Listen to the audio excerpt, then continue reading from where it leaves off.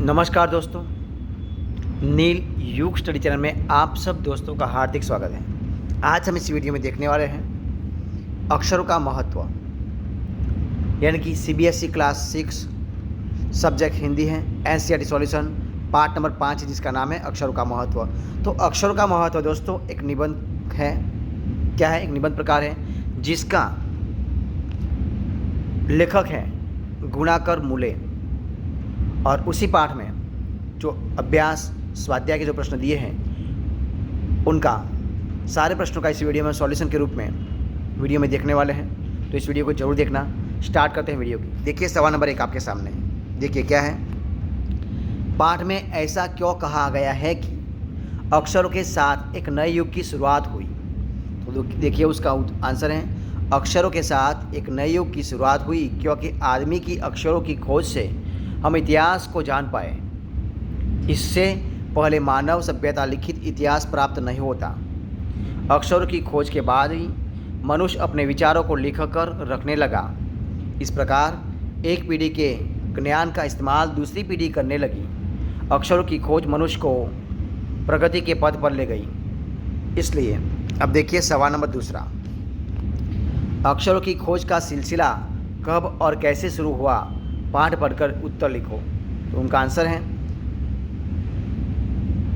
प्रागैतिहासिक मानव ने सबसे पहले चित्रों के जरिए अपने भावों को व्यक्त किया, जैसे पशुओं, पक्षियों, आदमियों आदि की चित्र। इन चित्र संकेतों के बाद भाव संकेत अस्तित्व में आ गए, जैसे एक छोटे वृत्त के चहु किरणों की द्योतक रेखाएं खींचने पर वह सूर्य का चित्र बन जाता है। बाद में यही चित्र ताप या धूप का द्योतक बन गया। इस तरह भाव संकेत अस्तित्व में आ गए।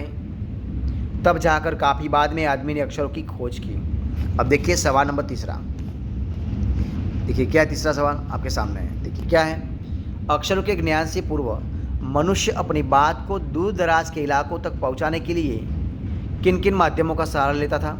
तो उनका आंसर है अक्षरों के ज्ञान से पूर्व मनुष्य अपनी बात को दूर दराज के इलाकों तक पहुंचाने के लिए पशुओं, पक्षियों, आदमियों आदि के चित्र बनाकर भाव संकेत का सहारा लेता था। अब देखिए उनका सवाल नंबर 4 है। देखिए क्या सवाल है, रहा आपके सामने। अक्षरों के महत्व की तरह ध्वनि के महत्व के बारे में जितना जानते हो उसे लिखो। तो उनका आंसर है भाषा की सबसे छोटी इकाई ध्वनि है। ध्वनियों की संगठित इकाई से अक्षर बनते हैं। अक्षरों के द्वारा लिखकर अपने भाव व्यक्त किए जाते हैं और ध्वनियों द्वारा बोलकर। अक्षरों के बिना लिखा नहीं जा सकता और ध्वनियों के बिना बोलने की कल्पना नहीं की जा सकती।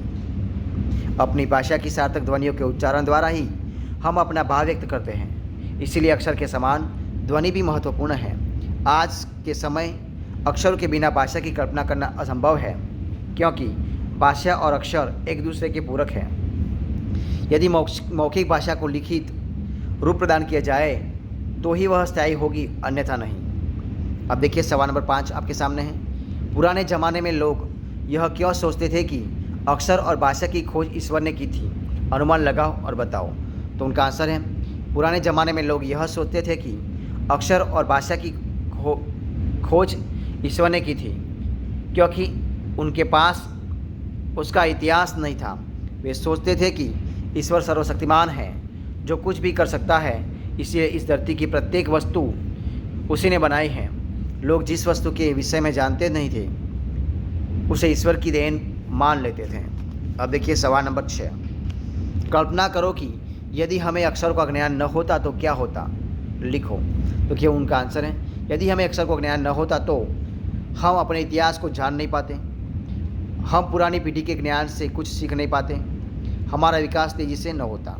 ठीक है, अब देखिए भाषा की बात करते हैं। तो है भाषा की बात। सवाल नंबर 7 है। अनादि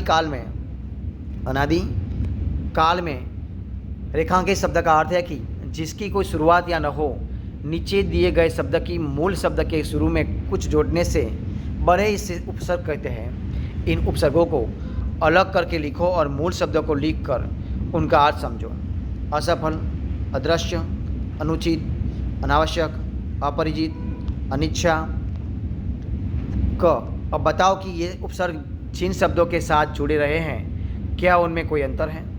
देखिए क तो देखिए इधर उपसर्ग दिए हैं, तो क्या है उपसर्ग शब्द मूल शब्द। असफल तो सफल, अदृश्य तो दृश्य, अनुचित तो उचित, अनावश्यक तो आवश्यक, अपरिचित तो परिचित, अनिच्छा तो इच्छा, इस प्रकार। अब देखिए उपसर्ग जुड़ने से अर्थ में यह अंतर आ रहा है कि उनका अर्थ मूल शब्द से विपरीत हो गया है। ख उपयुक्त शब्दों से वाक्य बनाओ और समझो कि ये संज्ञा है या विशेषण। वैसे तो संज्ञा होती है पर कभी कभी ये विशेषण का काम करती है। जैसे नीचे लिखे वाक्य में हमारी धरती लगभग 5 अरब साल पुरानी है। 5 अरब, कोई 10,000 साल पहले आदमी ने गाँवों को बसाना शुरू किया। इन वाक्यों में रेखांकित अंश साल संज्ञा के बारे में विशेष जानकारी दे रहे हैं, इसलिए संख्यावाचक विशेषण है। संख्यावाचक विशेषण का इस्तेमाल उन्हीं चीज़ों के लिए होता है जिन्हें गिना जा सके, जैसे 4 संतरे, 5 बच्चे, 3 शहर आदि। पर यदि किसी चीज़ों को गिना नहीं जा सकता था तो उसके साथ संख्या वाले शब्दों के अलावा माप, तौल आदि के शब्दों का इस्तेमाल भी किया जाता है। 3 जग पानी, 1 किलो जीरा, ऐसे। यहाँ रेखांकित हिस्से परिमाणवाचक विशेषण हैं क्योंकि इनका संबंध माप तौल से है। अब नीचे लिखे हुए को पढ़ो। खाली स्थानों में बॉक्स में दिए गए माप तौल के उचित शब्द छांट कर लिखो। प्याला, कटोरी, एकड़, मीटर, लीटर, किलो, ट्रक, चम्मच। अब देखिए आपके सामने दिए क्या दिए हैं, तो 3 खाली जगह खीर, 2 खाली जगह ज़मीन, 6 खाली जगह कपड़ा, 1 खाली जगह रेत, 2 खाली जगह कॉफ़ी, 5 खाली जगह बाजरा, 1 खाली जगह दूध, 3 खाली जगह तेल। तो देखिए अब उनका आंसर कैसे आता है, देखिए इस तरह आता है। देखिए ख तो 3 कटोरी खीर, कटोरी आता है, 2 एकड़ ज़मीन, 6 मीटर कपड़ा, 1 ट्रक रेत, 2 प्याला कॉफ़ी, 5 किलो बाजरा, 1 लीटर दूध, 3 लीटर तेल, इस प्रकार। तो दोस्तों ये थे हमारे इस वीडियो के सारे प्रश्नों के आंसर यानी कि सॉल्यूशन। तो अगर आपको मेरा इस वीडियो पसंद आया हो, अच्छा लगा हो, यूज़फुल लगा हो तो उनको लाइक कीजिए, लाइक करना मत भूलें, कमेंट कीजिए, आपके दोस्तों में शेयर कर दीजिए और लास्ट में अब तक आपने इस चैनल को सब्सक्राइब नहीं किया है तो उनको सब्सक्राइब करना मत भूलें। दोस्तों हमारे इस वीडियो को फर्स्ट से अंत तक देखने के लिए आप सब दोस्तों का बहुत बहुत धन्यवाद करता हूँ।